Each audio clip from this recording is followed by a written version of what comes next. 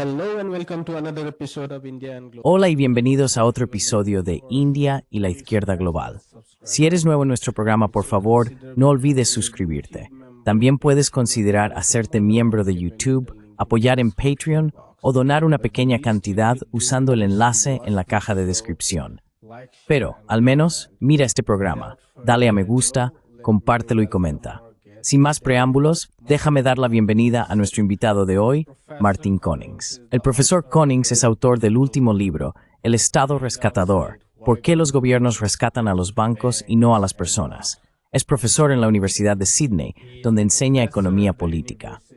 Profesor Konings, bienvenido a India y la Izquierda Global. Konings, welcome to India and Global Left. Gracias por invitarme. We've been discussing neoliberal capitalism. Hemos estado debatiendo sobre el capitalismo neoliberal, entre otros temas, con varios académicos. Pensamos que tu último libro, El Estado Rescatador, sería un buen complemento y una continuación de lo que hemos estado discutiendo. Por eso nos pusimos en contacto contigo. Para nuestros espectadores que no han leído el libro, ¿podrías compartir el argumento central de tu obra?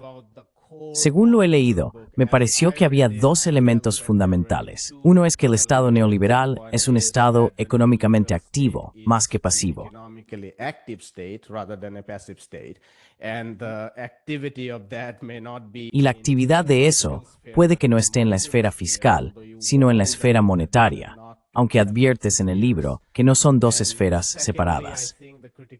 Y en segundo lugar, creo que la perspectiva crítica del libro es que no se trata de todas las empresas. Estás hablando de una industria muy específica que está siendo rescatada y de su centralidad dentro del capitalismo, que es la industria del crédito. En los años 90 y 2000, la intermediación crediticia, la banca en la sombra, etc., básicamente se dispararon.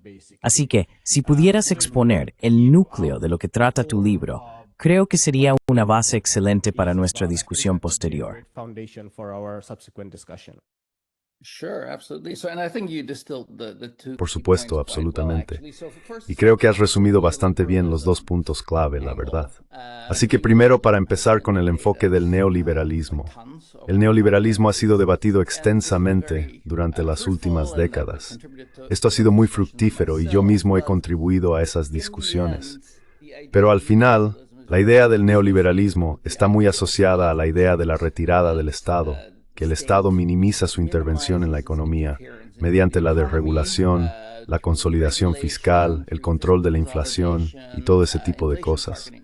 Luego, la gente ha intentado revisar eso, viendo que no todas esas cosas están ocurriendo realmente, y que el neoliberalismo realmente existente a veces hace lo contrario. Pero ese marco del neoliberalismo bastante persistente de alguna manera.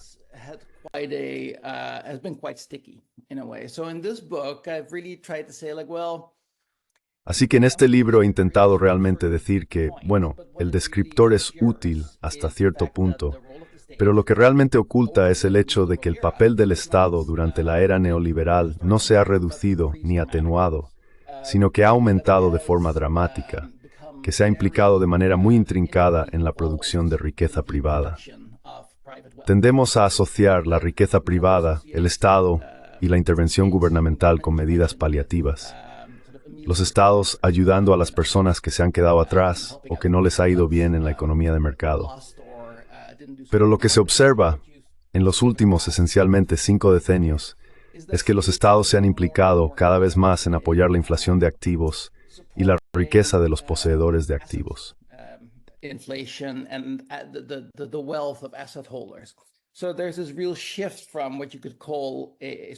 Así que hay un cambio real desde lo que podríamos llamar una especie de activismo del estado de bienestar hacia un estado orientado a respaldar el valor de la riqueza financiera. Y luego el otro elemento que mencionaste es que sí, el estado de rescate se refiere específicamente a las finanzas. No significa necesariamente que solo los bancos sean rescatados, pero son en cierto modo la principal base de apoyo, en el sentido de que a lo largo del último siglo se han convertido en el sistema nervioso de la economía estadounidense, occidental y global. Y por lo tanto, cuando estas instituciones tienen problemas, tienen una reivindicación particular para ser rescatadas.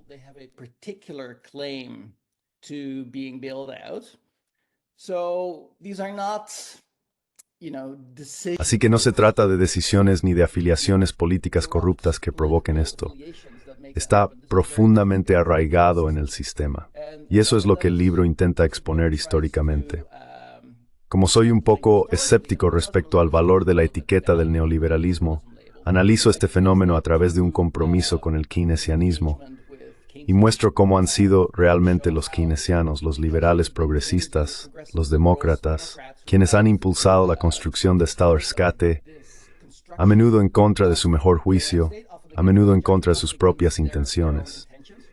Y de ese modo han supervisado la construcción del Estado de rescate.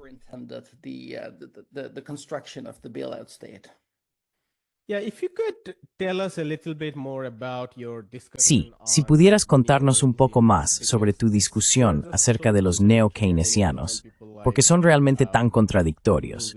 Quiero decir, defines a personas como Rubin o Summers como neo-keynesianos, pero mucha gente quizá no los consideraría keynesianos, por ejemplo. Y también tienes una discusión sobre el trabajo del Keynes tradicional, que creo que su principal preocupación era cómo superar la preferencia por la liquidez y hacer que los recursos no utilizados fluyeran hacia el sector productivo. Quiero decir, se revolvería en su tumba al ver cómo ha surgido la clase rentista de la manera en que lo hizo. Pero a quienes defendían principalmente mantener altos los precios de los activos a costa de todo lo demás, los agrupas como neo-keynesianos. Así que, si pudieras explicar por qué el neo-keynesianismo es tan importante en tu análisis de esta larga historia del capitalismo estadounidense.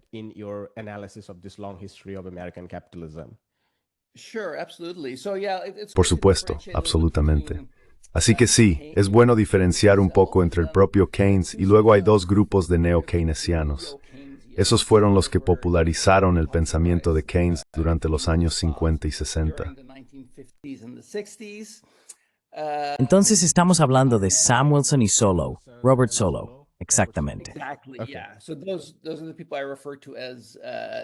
Sí. Así que esas son las personas a las que me refiero como neo-keynesianos, con una creencia muy fuerte en la política fiscal y su capacidad para impulsar el crecimiento y marcar la diferencia. Y luego está la última categoría, los nuevos keynesianos. Me doy cuenta de que esto puede resultar un poco confuso, porque los términos suenan muy parecidos, pero son los términos que ellos mismos utilizan. Así que los nuevos keynesianos son personas como Larry Summers, que son muy receptivos a la crítica neoliberal y monetarista del neo-keynesianismo, o de ese keynesianismo más tradicional, al que consideran responsable de los problemas de los años 70. Argumentan que tiende a ser inflacionista y que realmente no otorga suficiente valor a la meta de inflación, a una moneda estable, ese tipo de cosas.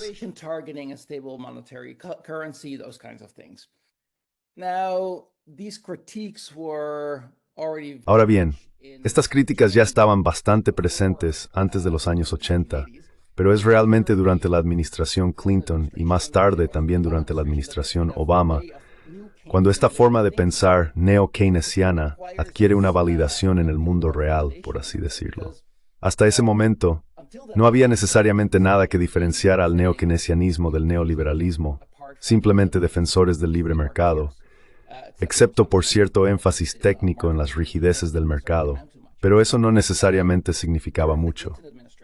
Durante la administración Clinton, es realmente la expansión de las finanzas lo que dirige el interés de personas como Summers hacia la contribución, la magia de las finanzas, esencialmente.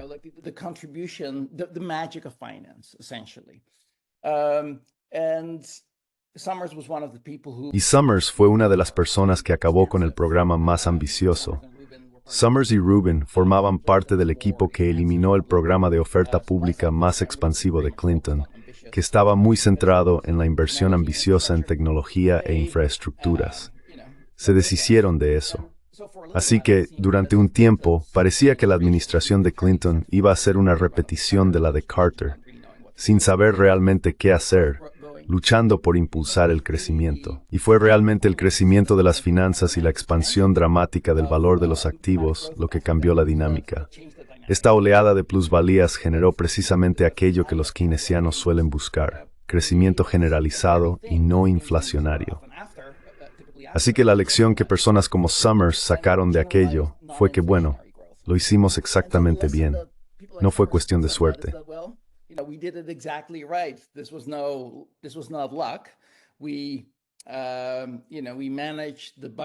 Nosotros, ya sabes, gestionamos el déficit presupuestario, ajustamos el cinturón fiscal y dejamos que la Reserva Federal, el Banco Central estadounidense, hiciera su propio trabajo de control de la inflación sin interferencia política. Y la recompensa por eso fue ese periodo de rápido crecimiento durante los años 90. Así que eso se convierte en una especie de convicción propia, de alguna manera. No es tanto una teoría académica. Bernanke se basó en esa dinámica, la teoría de la gran moderación. Y luego, para cuando llegó la administración Obama, esto también quedó grabado en sus mentes, así que ya no pueden ver más allá de ello.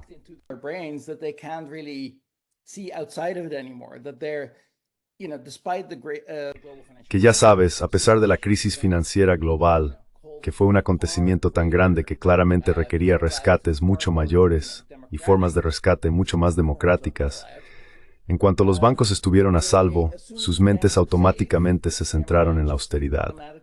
¿Cómo podemos apretarnos el cinturón fiscal? Y ahí dejaron al descubierto el juego progresista. Y luego ves a gente como Summers durante la década preguntándose en plan, ¿qué salió mal? Teníamos la fórmula correcta. Hicimos todo. Reducción del déficit. La reducción del déficit debería haber sido un plan para el crecimiento y la creación de empleo, pero no lo fue.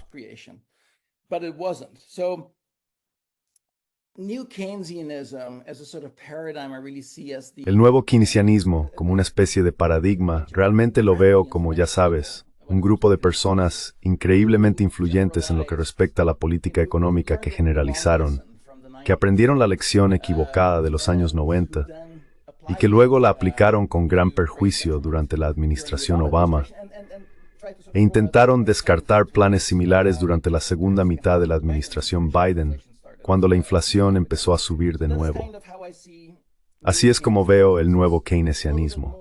Es un poco más, definitivamente es neoliberal en algunos aspectos, pero mantiene esos fuertes compromisos keynesianos con el alto crecimiento, el bajo desempleo y esa preocupación por cómo mantener un crecimiento generalizado no inflacionario. Y ahora creo que estamos en el punto en el que se dan cuenta de que ese juego ya se les ha escapado de las manos.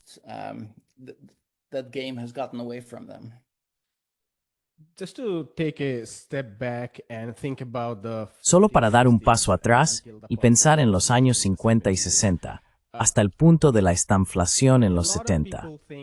Mucha gente piensa que existía un régimen diferente, una era distinta.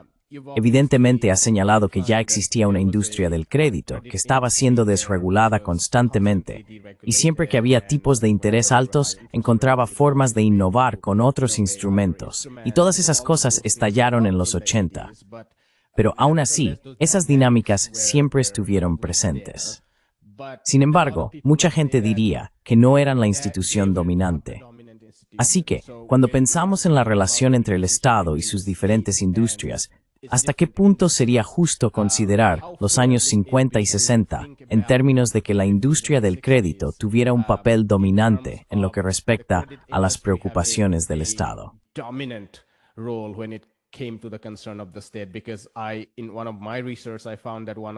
Porque en uno de mis proyectos de investigación descubrí que uno de los presidentes de la FDIC dijo después que le comentaron, «Oh, tu trabajo es tan aburrido porque los bancos no quiebran.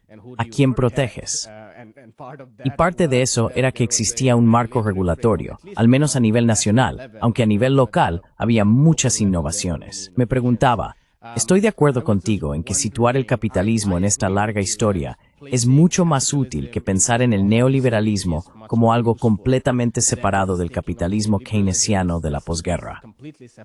Pero podría interesar a nuestros espectadores cómo responderías a esta cuestión. Que en los años 50 y 60, la industria del crédito y las industrias de intermediación crediticia no eran poderosas.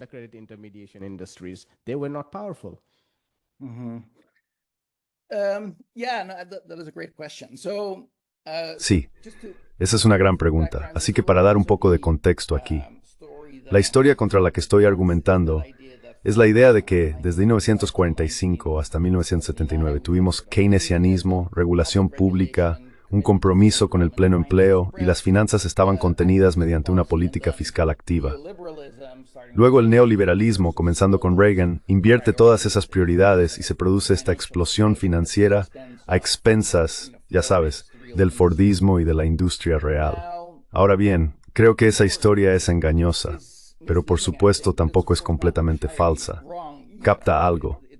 No hay duda de que la manufactura era una parte mucho más significativa de la economía estadounidense en los años 50 que, digamos, las cooperativas de crédito.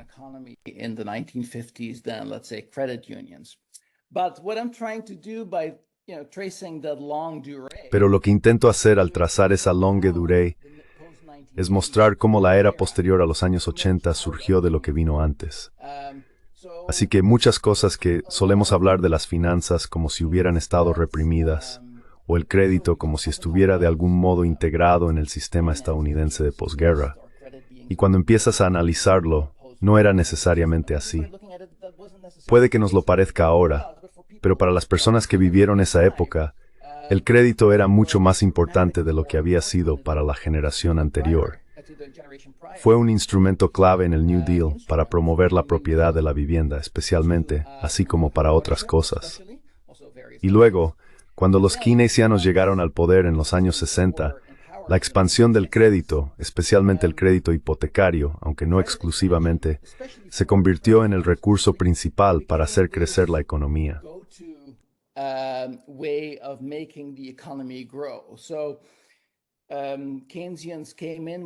Así que los keynesianos llegaron con la idea de utilizar la política fiscal para estimular la economía.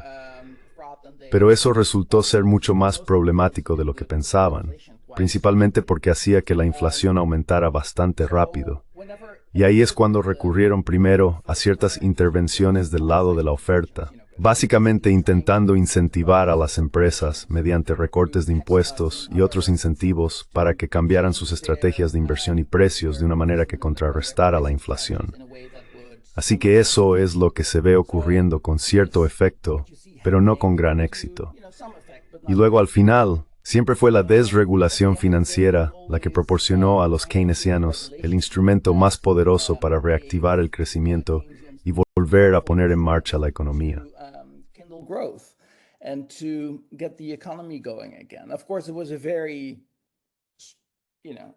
Por supuesto, fue un arma de doble filo porque obtuviste un enorme efecto a corto plazo, pero a largo plazo, por supuesto, creó nuevos tipos de problemas.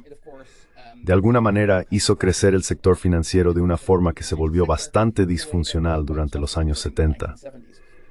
Sí, realmente se trata de rastrear de dónde surgieron estas dinámicas. Y aunque se piense que la austeridad, específicamente en la política neoliberal, es algo nuevo, en realidad no lo es. Puedes retroceder a los años 50 y 60 y ver claramente que la política fiscal de austeridad es una respuesta a los problemas inflacionarios que generan los programas de crecimiento keynesianos. Así que todo esto ya estaba en juego mucho antes de lo que la gente suele imaginar.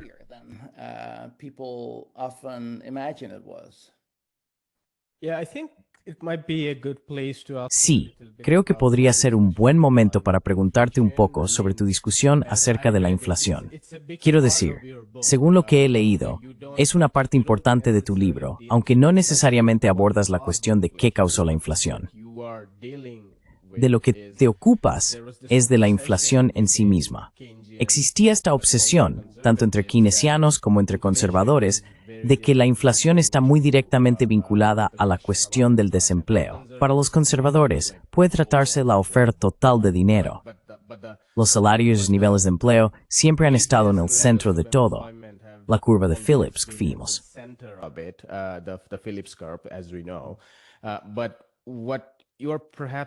Pero lo que quizás estás diciendo es que hay algo más grande dentro del dinamismo del capitalismo que podría deberse, en parte, a la necesidad de mantener la inversión fluyendo. De lo contrario, habría deflación, lo que crea una propensión estructural hacia la inflación. y eso se convirtió en un pilar para algunos de los cambios posteriores que ocurrieron. Así es como lo entendí, pero me gustaría saber cuál era tu objetivo al mantener la inflación tan en el centro de lo que estabas discutiendo. Keeping inflation so much at the center of what you were discussing.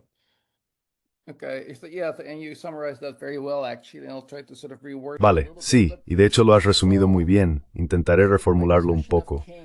Así que, en mi discusión sobre Keynes, argumento que uno de los puntos clave que suelen señalar los keynesianos es que el capitalismo, si se deja a su suerte, es deflacionario. Tiene como una especie de fuga, quizá impulsada por el consumo u otros factores, pero básicamente la ley de Say no funciona.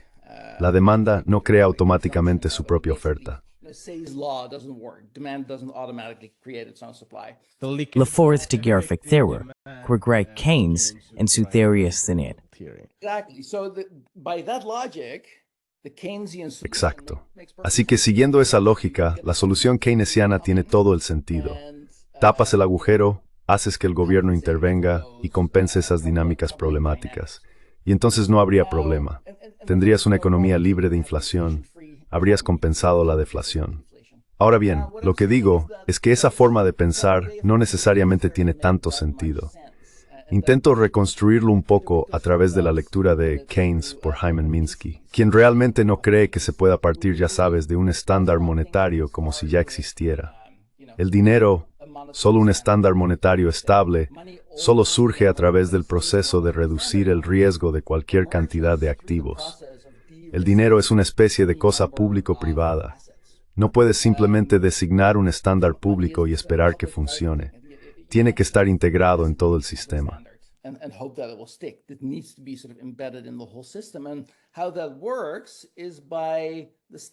Y la forma en que esto funciona es que el Estado proporciona garantías financieras a diferentes partes para asegurarse de que todos estén de acuerdo en que este dinero es seguro y sólido.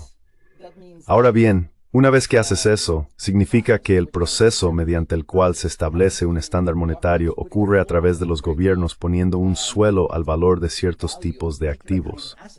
Así que, el capitalismo como sistema hipotético no es ni deflacionario ni inflacionario, pero el capitalismo tal como existe tiene una dimensión inflacionaria incorporada, porque necesitamos un dinero estable que debe ser respaldado por garantías públicas. Así que una vez que tienes eso, y creo que Minsky lo entendió de una manera que Keynes no, una vez que tienes ese marco, la lógica cambia un poco. Ya no es el caso de que la política fiscal pueda compensar una tendencia deflacionaria, sino que la política fiscal se enfrenta a la tarea de estimular la economía, aunque ya pueda haber un sesgo inflacionario incrustado en el sistema.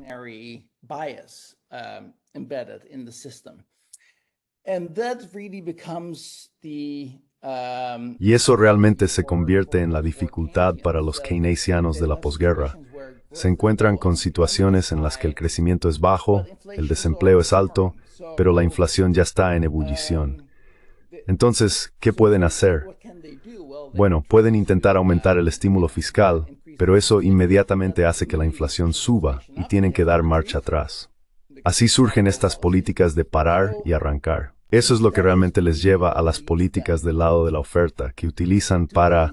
Bueno, en realidad lo que están diciendo es, en algún momento se necesita un estímulo puramente de la demanda para impulsar el crecimiento. Pero antes de eso, tenemos que trabajar en el lado de la oferta.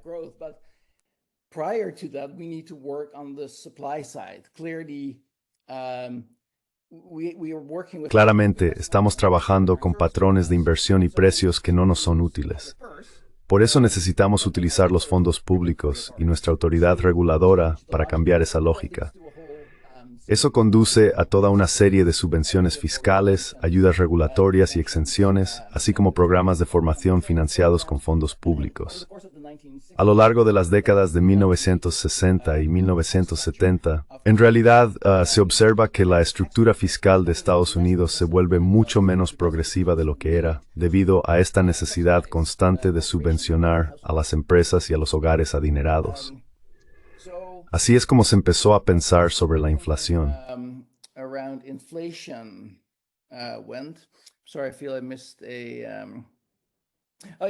Perdón, creo que me he perdido. Ah, sí. Así que la postura de los partidarios de la oferta es que puedes observar la inflación y determinar sus causas específicas. De eso trata la famosa curva de Phillips. Si puedes averiguar qué nivel de aumento salarial provoca inflación, entonces puedes abordarlo mediante medidas de control de salarios y precios o negociaciones sindicales. Pero por supuesto, nunca fue tan sencillo, porque la inflación es un fenómeno mucho más sistémico. Así que el keynesianismo de oferta realmente quedó atrapado en esta dinámica en la que siempre intentaba compensar algo que en el fondo se le escapaba de las manos. Y bueno, lo dejaré ahí por un momento.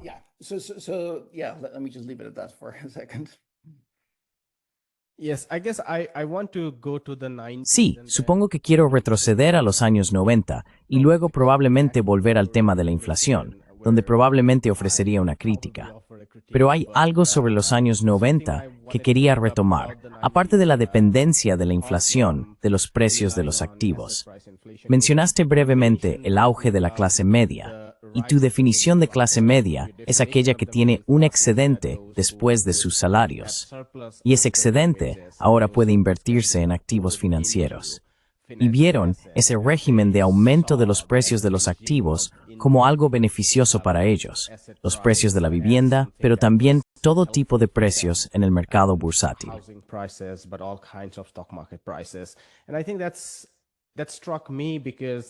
Y creo que eso me llamó la atención, porque también he estado pensando en cómo la gente en partes del sur global, como la India, y cuando digo sur global, me refiero a países como la India, es una historia de neoliberalismo, digamos de reforma y apertura, que no es como China, donde fue un éxito masivo, pero tampoco es como Pakistán o Ghana. Básicamente países que han estado enfrentando crisis de balanza de pagos. Y gran parte de la clase media se ha convertido en defensora de este periodo de reformas en la India.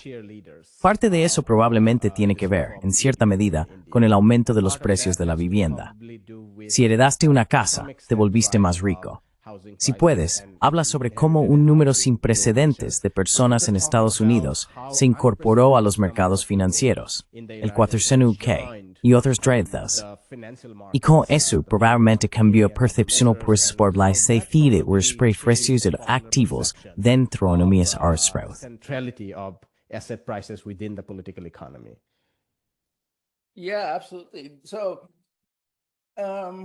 Sí, absolutamente. Así que el programa de la tercera vía, la administración Clinton, realmente tenía un programa de democratización financiera, ¿verdad?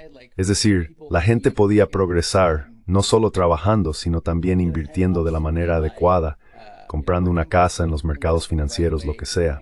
Al principio, eso pareció no funcionar, pero una vez que los mercados financieros realmente despegaron, esa idea de repente pareció bastante viable. Para quienes lo vivieron, creo que en su mayoría no parecía un acontecimiento fortuito que pronto alcanzaría su punto máximo y luego desaparecería. Parecía todo un sistema.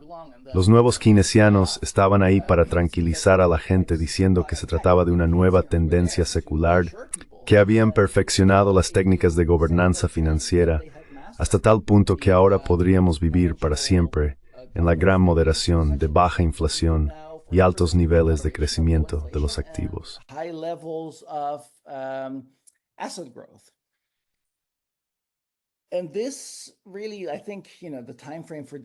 Y realmente, creo que, ya sabes, el periodo de tiempo para esto probablemente sería de 1995 a 2007, porque ya sabes, probablemente ahí es donde terminó. La administración Obama realmente se negó a hacer lo que podría haber hecho, es decir, rescatar al gran segmento de propietarios de viviendas que quedaron atrapados durante la crisis financiera. Pero aún así, creo que el periodo en el que la economía de activos democratizada estaba en auge ha dejado un enorme legado en la imaginación. Creo que todavía se puede ver en los debates sobre las stablecoins y las criptomonedas. Claramente existe la idea de un activo sin riesgo, un activo que no conlleva ningún riesgo, pero que generará un rendimiento que se ha arraigado profundamente en la comprensión de la gente sobre el sistema financiero global. Y ese tipo de invita a la gente a participar en esa dinámica.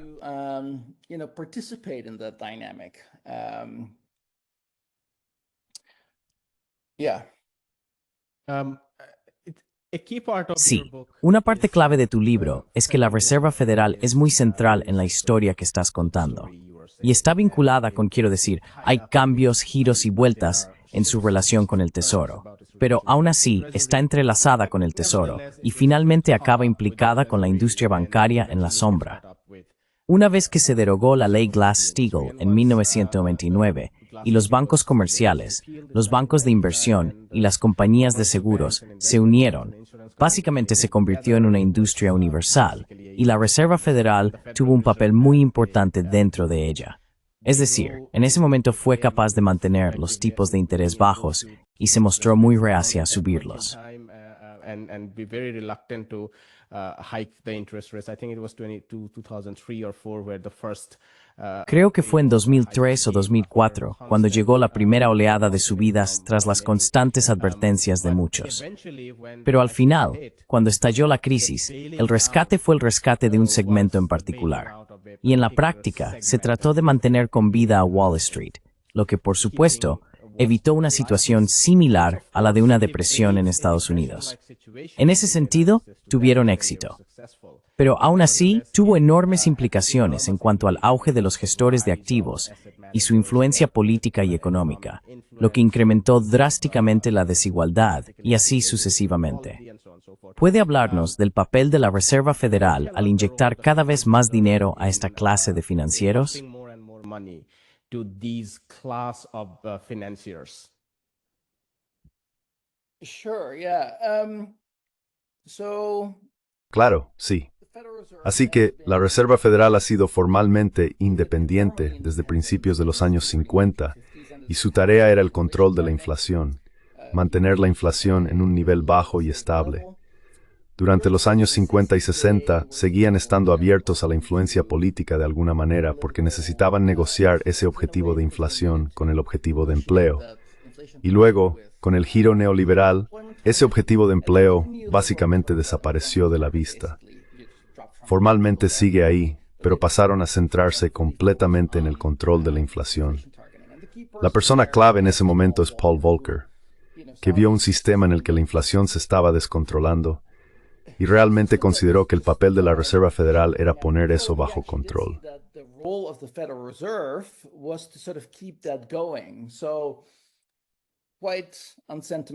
Así que, de manera bastante poco sentimental, simplemente dijo que íbamos a dejar de hacer eso, entendiendo que iba a provocar una crisis económica masiva.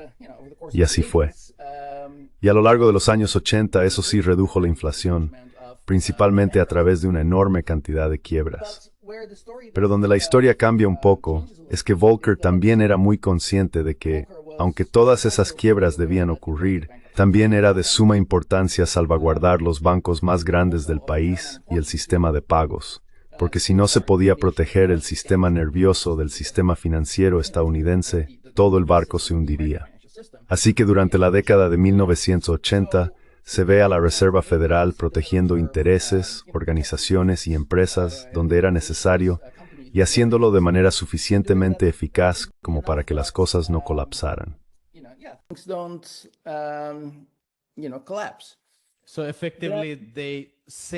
Así que en efecto, salvaron a los grandes bancos comerciales, los bancos continentales y demás, y probablemente dejaron caer al sector de las cajas de ahorro, los bancos S&L. Esto es un apunte aparte. Se parece mucho a lo que ocurrió con los bancos en un contexto muy diferente.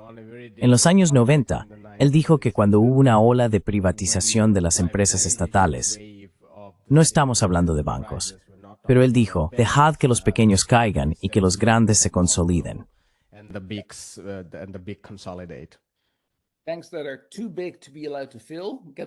Los bancos que son demasiado grandes para permitirse quebrar reciben rescates, y los bancos más pequeños pueden ir a la quiebra sin que eso tenga efectos sistémicos, lo que por supuesto también crea enormes incentivos para que los bancos crezcan, se fusionen y se aseguren de alcanzar ese umbral de demasiado grande para quebrar.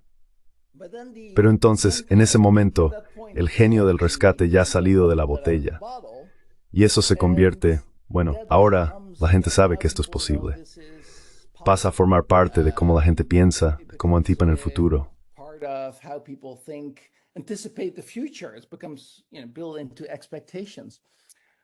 Se convierte, ya sabes, en parte de las expectativas. Y luego, por supuesto, el sucesor de Volcker, Alan Greenspan, no tiene que enfrentarse a demasiados colapsos inminentes directos. Pero básicamente crea lo que podrías llamar un estado de respaldo, donde cada vez que el sector financiero amenaza con meterse en problemas, él utilizaba la Reserva Federal para asegurarse de que pudieran acceder a la liquidez que necesitaban en un plazo adecuado. Así que se produce una proliferación de mecanismos para garantizar que los grandes bancos puedan mantenerse líquidos.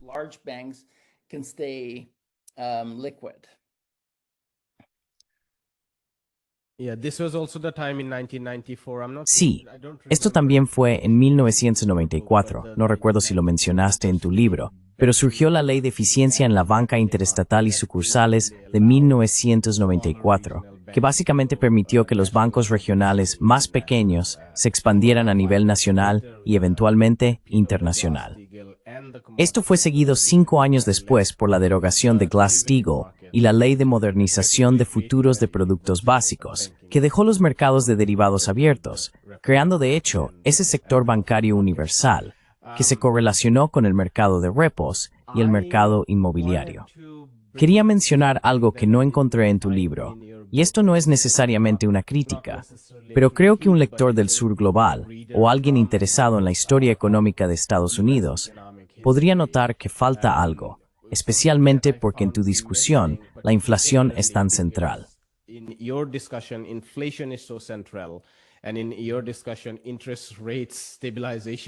Y en tu discusión, la estabilización de los tipos de interés es tan central, porque fue básicamente en los años 90, cuando los tipos de interés bajaron, que permitió muchas de estas innovaciones dentro de la industria de intermediación crediticia. Y creo que esa historia es, en efecto, una historia global, pero no la presentas como tal. Quiero decir, otros sí lo han hecho, pero la inflación, por supuesto, la entrada de materias primas baratas, empezando por el petróleo, pero también las materias primas chinas y de otros países, y luego el superávit en los fondos soberanos de los monarcas del Golfo y también finalmente de China, permitieron muchas de las innovaciones que pudieron llevar a cabo.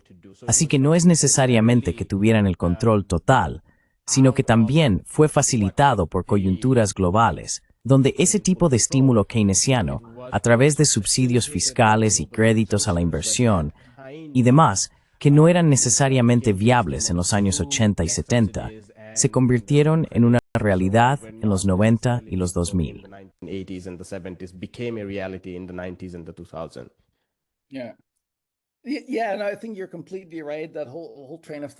Sí, y creo que tienes toda la razón. Estoy totalmente de acuerdo con esa línea de pensamiento. Y eso no está en mi libro. Sí creo que hay una dinámica concreta que quiero analizar. La dinámica tal como la acabas de exponer, quiero rastrearla en otros países. Así que, en parte eso es simplemente una limitación del tema, una limitación de la experiencia existente. Pero en la medida en que lo hace, lo que el libro intenta es desengañar a los liberales occidentales de su fascinación o fijación con el Estado keynesiano y el periodo de Bretton Woods. Porque siempre que empezamos a pensar en el desarrollo económico fuera del mundo occidental, es ahí donde va la mente de la gente.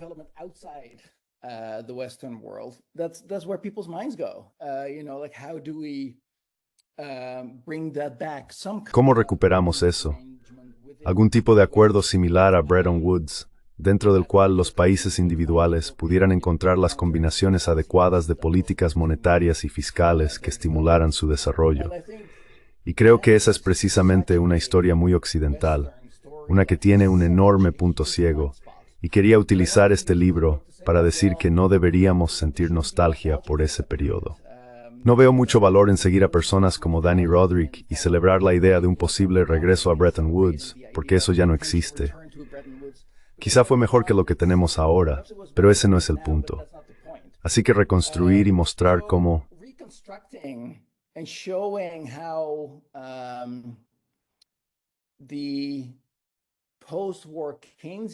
el estado de bienestar keynesiano de la posguerra fue, en gran medida, un acuerdo geográficamente delimitado para un núcleo privilegiado de hogares blancos en los países occidentales, solo pudo funcionar, tenía que funcionar, sobre la base de la exclusión. No es algo que podamos esperar universalizar. Así que en la medida en que el libro tiene una orientación más global, es para llamar la atención sobre esto y criticar ese tipo de enfoque que ahora vemos mucho, donde la gente lamenta el auge del capitalismo rentista y cosas por el estilo, como si solo pudiéramos controlar a los rentistas, entonces podríamos volver al keynesianismo. Creo que esa es una posición política muy debilitante, basada en la nostalgia.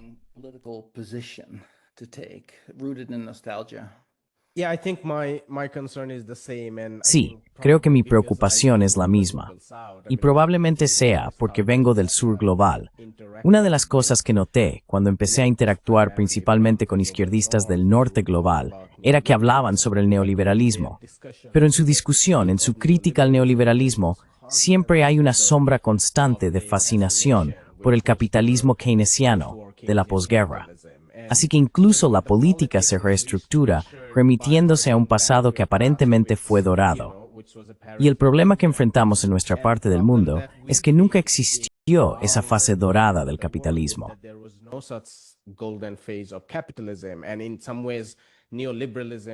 En cierto modo, el neoliberalismo no necesariamente se presenta como una guerra de clases intensificada de una manera muy distintiva. Quiero decir, tiene algunos aspectos de guerra de clases, pero no necesariamente tiene otros, como causar estragos en tus industrias y reducir tu sector formal, al menos no en la India. Se puede pensar en otras partes del mundo que están relativamente más formalizadas en términos de trabajo. Pero en la India, por ejemplo, solo el 5% del trabajo había sido formalizado durante las décadas de los 50, 60, 70 y 80. Así que no ha habido mucha informalización con la fase del neoliberalismo.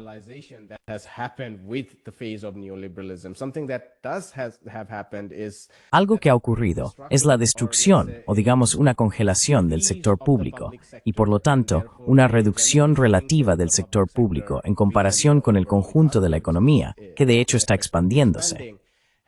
Esto se ha compensado con el auge del sector servicios y otros empleos formales del sector privado.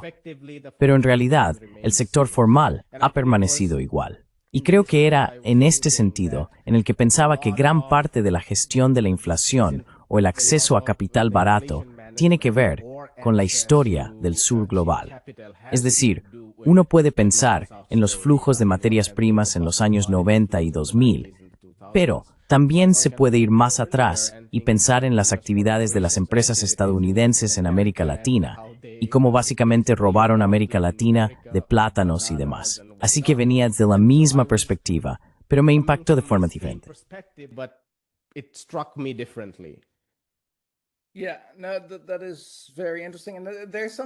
Sí, no, eso es muy interesante. Y hay algo en el libro, mi crítica al tipo de keynesianismo por el lado de la oferta, es un poco decir, bueno, puedes intentar reducir las causas de la inflación a sus componentes individuales, pero de alguna manera te estás perdiendo esa dimensión más amplia, esa dimensión sistémica más general y la forma en que esto se disputa.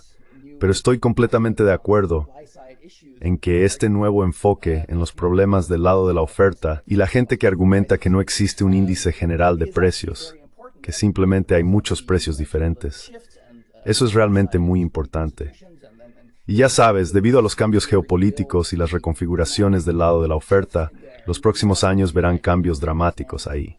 Y tienes toda la razón, será necesario entender eso, el origen, cómo va a cambiar esto en su origen en los lugares donde se producen o exportan ciertos recursos.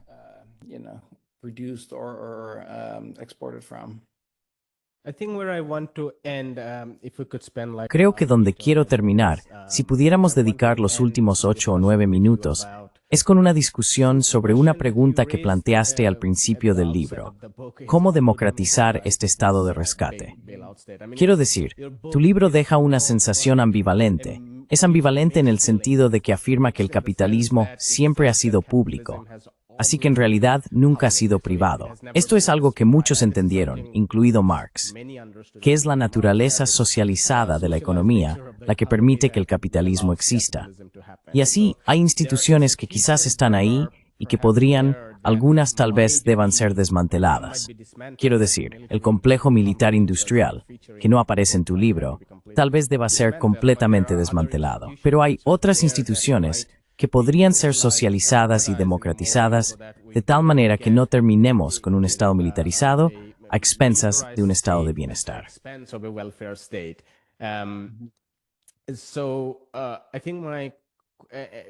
Creo que también me interesaría escuchar tu opinión sobre toda la literatura acerca de la desigualdad, porque creo que tu libro aporta algo a ese campo. Por ejemplo, El Capital de Piketty es una obra empírica que muestra que la tasa de retorno del capital supera la tasa de crecimiento general. Así que existe una tendencia estructural hacia la desigualdad en favor de los poseedores de activos frente a los asalariados de la clase trabajadora. Pero lo que creo que hace tu libro es menos vago y concreta un proceso específico, señalando que así es como se configura el Estado bajo el capitalismo. Y así es como el Estado crea efectivamente las condiciones para la desigualdad con las que todos estamos lidiando. Por eso me pregunto, ¿cuál es tu opinión sobre este aumento masivo de la desigualdad? Porque si quisiéramos reconstruir una alternativa al capitalismo, tendríamos que aprovechar esta tremenda frustración de la gente ante el aumento de la desigualdad.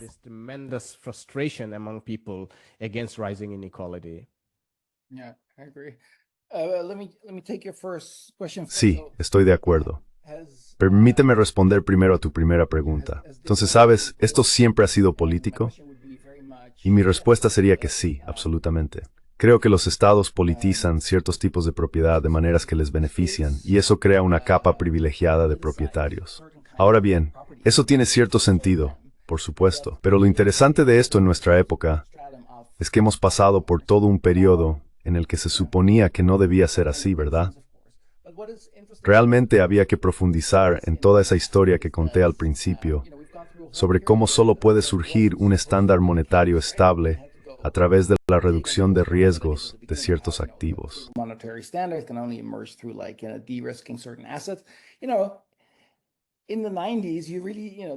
Sabes, en los años 90 eso habría parecido una idea casi loca, ¿verdad?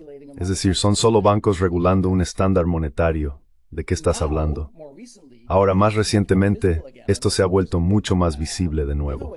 Y por supuesto, la gran pista ahí fue la flexibilización cuantitativa.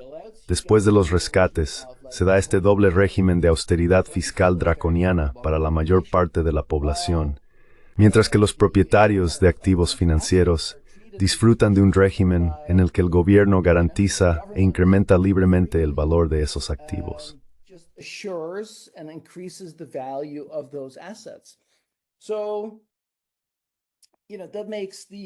Eso hace que el aspecto político sea mucho más pronunciado.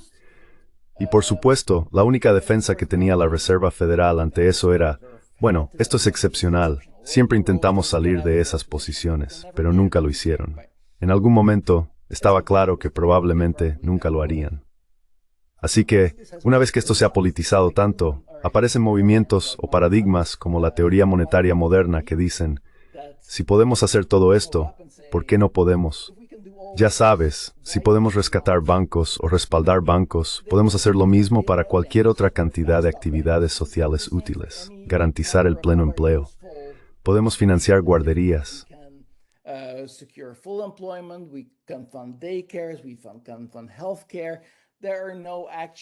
Podemos financiar la sanidad. No existen restricciones financieras reales, y creo que en el fondo estoy de acuerdo con esa idea. La política de la teoría monetaria moderna es un poco demasiado como intentar demostrar que el déficit no importa. Y por supuesto, eso ya sabes, el gran y hermoso proyecto de ley lo está demostrando de nuevo ahora, y realmente no entienden que eso no necesariamente se traduce en el tipo de política que se necesita. Así que por eso, tienden a perfochar de la anganista monetaria. Politics of monetary democratization a little bit. That is kind of why I went back all the way to Keynes and say like, well... Por eso volví hasta Keynes y dije, bueno, ya sabes, Keynes, según Lerner, Keynes era MMT. Él dijo, si Keynes tiene razón, podemos permitirnos todo lo que podamos hacer. Creo que es la frase. Así que el libro luego rastrea todos los problemas con los que se encuentra ese proyecto.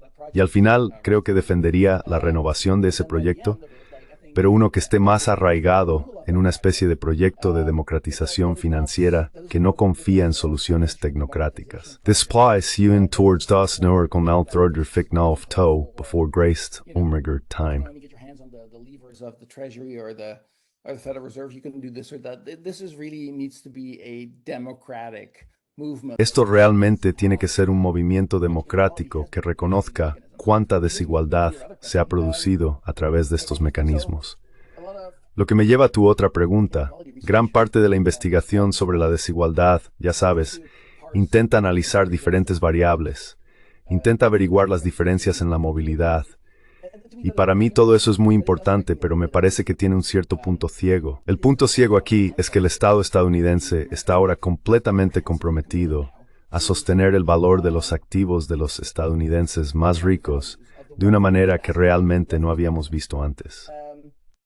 In a way that we haven't really seen before. So, and that's why I sometimes use the term like the wealth. Por eso a veces se utilizan términos como el estado del bienestar, como el Estado estadounidense.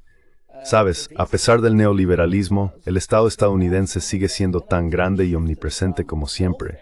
Lo que ocurre es que ahora muchos de sus beneficios se han desplazado del bienestar al bienestar. Y esto se puede ver, por ejemplo, en cómo las subvenciones, con el tiempo, han pasado de ciertos usos a favorecer a los propietarios de viviendas. Y por supuesto, existen desgravaciones fiscales para los multimillonarios. Así que hay una clara sensación de que el régimen es ahora bastante político. Y creo que eso significa que debemos plantearnos preguntas algo diferentes.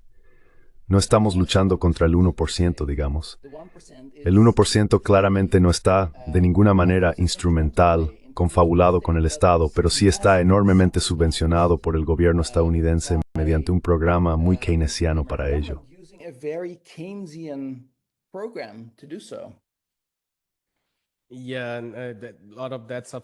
Sí, muchas de esas subvenciones no son necesariamente subvenciones fiscales, sino subvenciones monetarias que llegan bajo el nombre de flexibilización cuantitativa. Pero en su mayoría se trata de inflación de los precios de los activos para salvar el capitalismo y también para salvar el mandato del capitalismo, de modo que la clase alta no se rebele. Una pena que no hayamos podido discutir mucho, pero me habría gustado hablar sobre cuánta libertad tienen los responsables políticos en esta economía política hiperfinanciarizada, dado que mencionas, aunque no en detalle, a los vigilantes de los bonos. Quiero decir, creo que hubo, no estoy seguro si fue Carter, pero definitivamente, Clinton, cuando llegó al poder a mediados de los 90, fue claramente reprendido por los vigilantes de los bonos.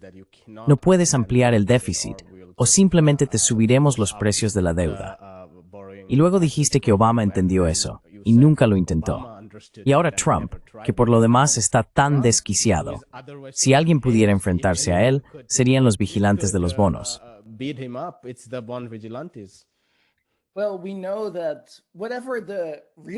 Bueno, sabemos que sea lo que sea la verdadera libertad, ya sabes, es difícil de saber porque habría que ponerla a prueba.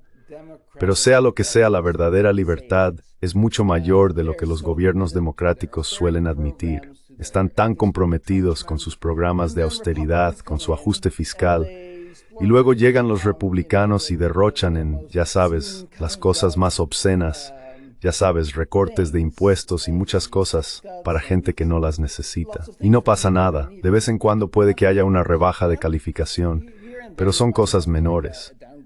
Ahora, quizás esta vez con el gran y hermoso proyecto de ley sea un poco diferente, pero no espero que sea muy diferente.